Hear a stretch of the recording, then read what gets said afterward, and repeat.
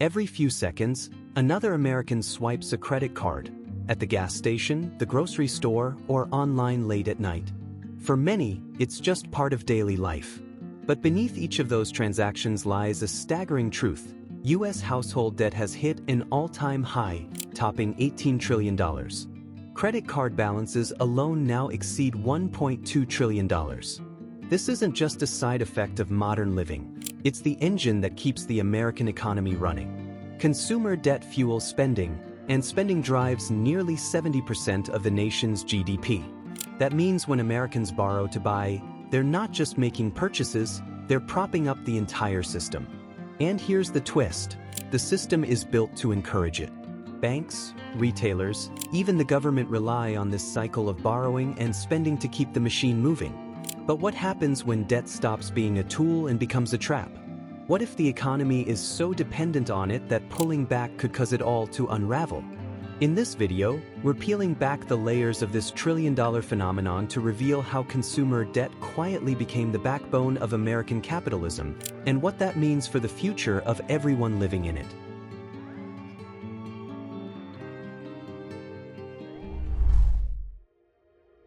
In the early 1800s, credit in America looked nothing like it does today. It wasn't banks or corporations issuing loans. It was your local grocer, blacksmith, or general store owner. Transactions were based on personal trust. You'd buy goods on account and settle up when the harvest came in or your next paycheck arrived. Credit was local, face-to-face, and rooted in relationships. But as the U.S. economy industrialized, that system couldn't keep up. By the late 19th century, as cities grew and mass production took off, so did the need for a more organized form of credit. Department stores started offering store credit to customers, issuing their own lines of credit to regular shoppers. These early systems were a far cry from modern credit cards, but they marked a shift from personal trust to institutionalized debt. Businesses realized something powerful: people spend more when they don't have to pay right away. Then came the 1920s. The automobile revolution changed everything. Companies like Ford started offering installment plans, making cars available to middle-class Americans who never would have afforded to pay the full cost up front. It was a simple concept: pay a little now, and the rest over time. But the impact was massive. With monthly payments, Americans could suddenly buy not just cars, but refrigerators, radios, and washing machines. Entire industries thrived on this new model of borrowing. Installment buying wasn't just convenient, it became a cultural shift. Ads no longer sold just products, they sold the promise of modern living. And that promise came with a payment plan. Consumers were encouraged to dream bigger and buy sooner. This new system unlocked economic growth on an unprecedented scale, and credit became the bridge between aspirations and reality. By the 1930s, as the Great Depression hit, the cracks in this model became visible. Default rates soared. Families who had financed their futures found themselves drowning in debt. Still, the demand for credit never went away. Even during hardship, the desire and need to borrow persisted. In the post-war years, things accelerated. The GI Bill and suburban boom put pressure on banks and retailers to offer even more flexible financing. Department stores refined their credit systems, while banks started experimenting with the idea of universal credit lines. What had started as a handshake and a ledger book was evolving into a nationwide network of lending. By the 1950s, the first general-purpose credit card, Diners Club, emerged, followed closely by Bank of America's BankAmericard, the precursor to Visa. But none of this would have been possible without that foundational shift that took place decades earlier: the normalization of consumer borrowing. America had moved from an economy of saving to one of spending, and from spending to financing. Credit wasn't just a convenience anymore, it was becoming a way of life. And at every step, industries, banks, and even the government adapted to this new normal. Consumer credit didn't just support economic growth, it became essential to it. This was the beginning of a long, complex relationship between Americans and debt. One that started with trust and grew into trillions. In the aftermath of World War II, the American economy roared back to life. Soldiers returned home, factories shifted from wartime production to consumer goods, and families moved into brand new suburbs. It was an era of optimism and explosive growth. Wages were rising, homeownership was expanding, and consumer confidence soared. But under the surface of this golden age, a new financial tool was quietly transforming how Americans spend their money and how the economy worked. Credit cards were introduced in the 1950s, beginning with the Diners Club card in 1950, which was originally meant for paying restaurant bills. By the late 50s, Bank of America rolled out the BankAmericard in California, offering a new kind of flexibility, revolving credit. Unlike installment plans, where monthly payments were fixed, revolving credit allowed consumers to borrow, repay, and borrow again, all on the same account. It was convenient, modern, and instantly addictive. By the 1960s, credit cards were spreading rapidly across the country. Big banks started seeing the potential for massive profits through interest charges and fees. Consumers embraced the cards because they meant freedom to spend without delay, to shop without cash, to live beyond one's paycheck. This was a key shift. Spending was no longer just a reflection of income, it was now driven by access to credit. This revolution in consumer finance wasn't just about plastic cards, it was about psychology. With a credit card in hand, purchasing decisions changed. A couch wasn't $800 anymore, it was just a $25 minimum monthly payment. That shift in mindset had ripple effects across the economy. Retailers expanded inventory, car dealerships moved more vehicles, and banks raked in profits from interest. The economy grew, fueled by a feedback loop of borrowing and spending. By the 1970s and 80s, the credit card industry exploded. New players entered the market, technology advanced. Americans were inundated with offers. Pre-approved cards landed in mailboxes by the millions. By the end of the 1980s, over half of U.S. households had at least one credit card, and many had several. The system was working so well that it seemed untouchable, but there was a catch. The same mechanism that fueled prosperity also magnified risk. Because when credit is easy, people borrow more, and when people borrow more, they become more vulnerable to downturns. This became painfully clear during economic shocks. In recessions, when unemployment rises and incomes fall, households can no longer keep up with debt payments. Defaults surge, banks tighten lending, and the spending that once propped up the economy grinds to a halt. The very engine that once pushed growth now pulls it down. The Great Recession of 2008 is a stark example. While that crisis was triggered by the housing market, credit card defaults also spiked. In 2009, charge-off rates hit over 10%, a record at the time. Banks scrambled to write down billions in losses. Households, overwhelmed by debt, slashed spending. The economy contracted, unemployment soared, and recovery took years. Even outside of major crises, this pattern repeats. High consumer debt levels often precede slowdowns. During expansion phases, credit boosts demand and business activity. During contractions, that same debt turns into a weight dragging the economy backward. It's a cycle the US knows well. What's most revealing is how deeply embedded this system has become.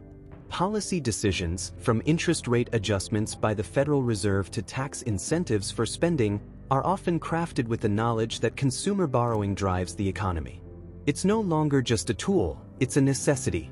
As of late 2024, Americans owe over $1.2 trillion in credit card debt, with average interest rates north of 20%. These aren't just numbers, they're structural dependencies. The economy now relies on people spending money they haven't earned yet. This is the double-edged sword of credit in America. It powers prosperity during good times but sharpens every downturn. And the further the nation leans on it, the harder it becomes to imagine growth without it. As 2024 came to a close, total U.S. household debt surged to a staggering $18.04 trillion.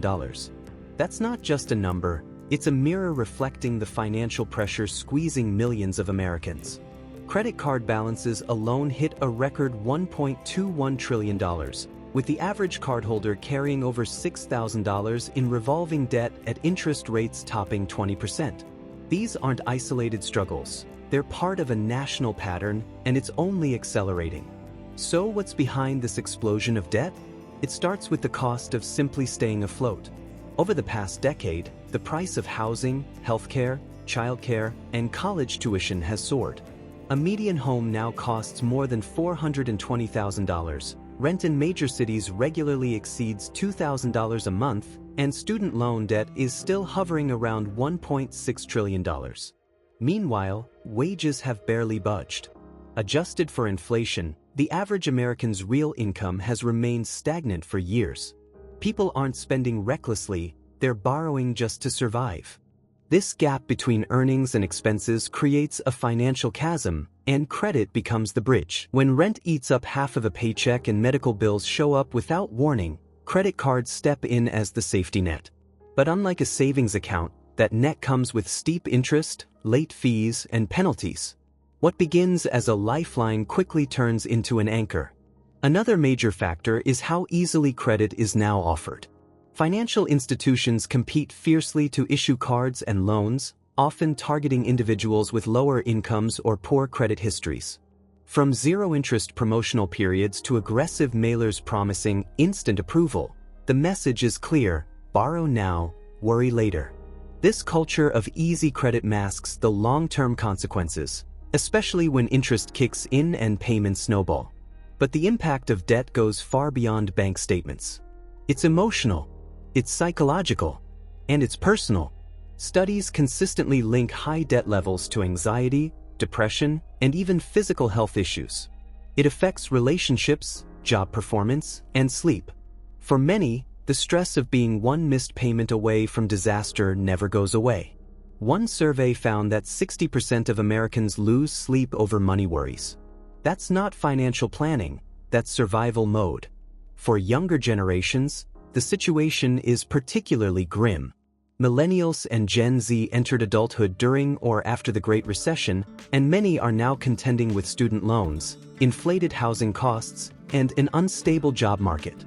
They're delaying milestones like homeownership, marriage, and starting families, not out of choice, but out of necessity. Meanwhile, baby boomers are retiring with more debt than any previous generation, often still paying off mortgages, credit cards, or even student loans taken out for their kids. Then there's the darker side of the credit boom: predatory lending. Payday loans, high-interest personal loans, and subprime credit cards disproportionately affect low-income and minority communities.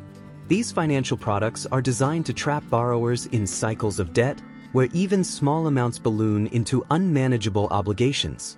Regulation has improved in some areas, but loopholes persist, and oversight is often weak. This explosion in debt isn't just an individual issue, it's systemic. The U.S. economy is deeply intertwined with consumer borrowing. Financial institutions profit from interest payments, and businesses thrive when people spend beyond their means. Even federal policies rely on consumer activity, encouraging spending through tax breaks and low interest rates. The entire system depends on people taking on and carrying debt. In many ways, debt has become the default setting for American life. Want a degree? Take a loan. Need a car? Finance it. Can't afford rent? Put groceries on the card. This isn't the result of bad decisions, it's the result of a system where debt is built into every major financial milestone. And yet, despite its size and scale, this crisis remains strangely normalized. We talk about national debt, corporate debt, and personal debt as if they're just numbers in a spreadsheet. But behind those numbers are real people juggling bills, postponing dreams, and constantly feeling like they're falling behind. The $18 trillion figure isn't just a headline, it's a warning sign. It tells us that the cost of living and the structure of our economy are fundamentally out of sync. That millions are borrowing not to get ahead, but just to keep up, and that unless something changes, the burden of this debt will only continue to grow, one minimum payment at a time.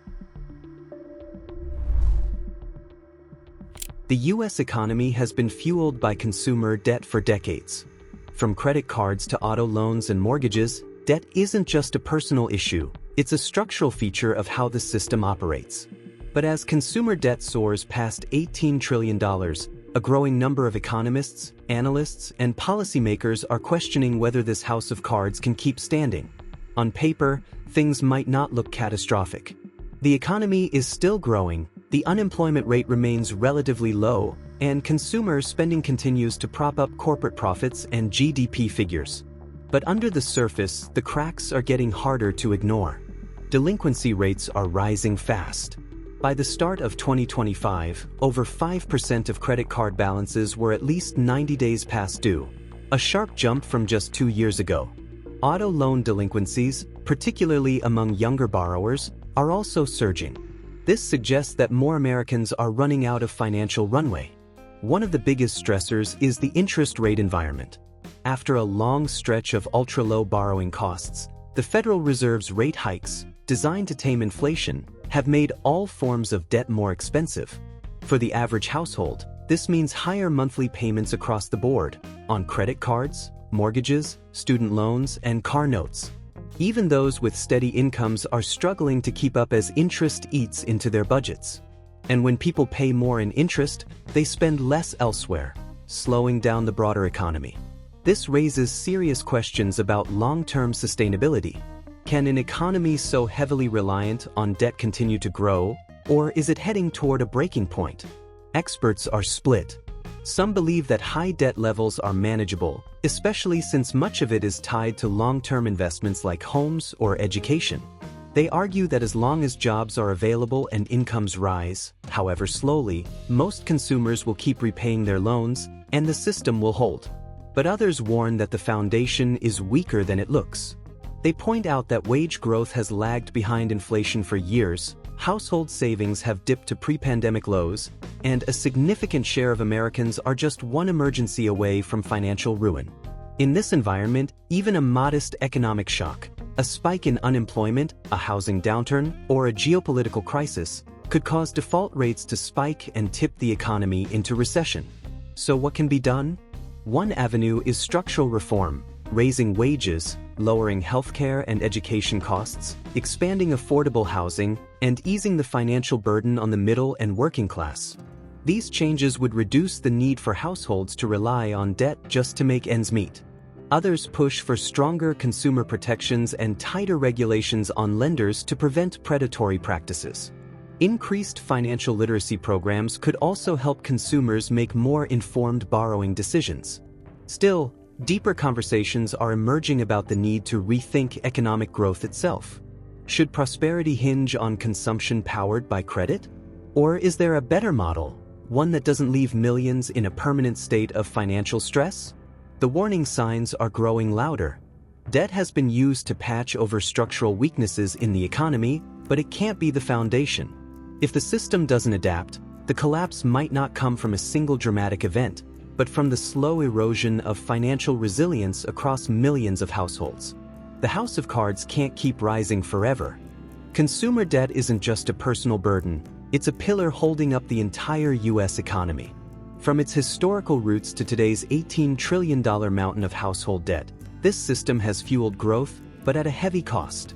Rising interest rates, stagnant wages, and growing default risks are warning signs that this model is under strain. Now it's your turn to think critically. How do your financial choices fit into this larger picture? Are we building toward prosperity or patching over deeper cracks?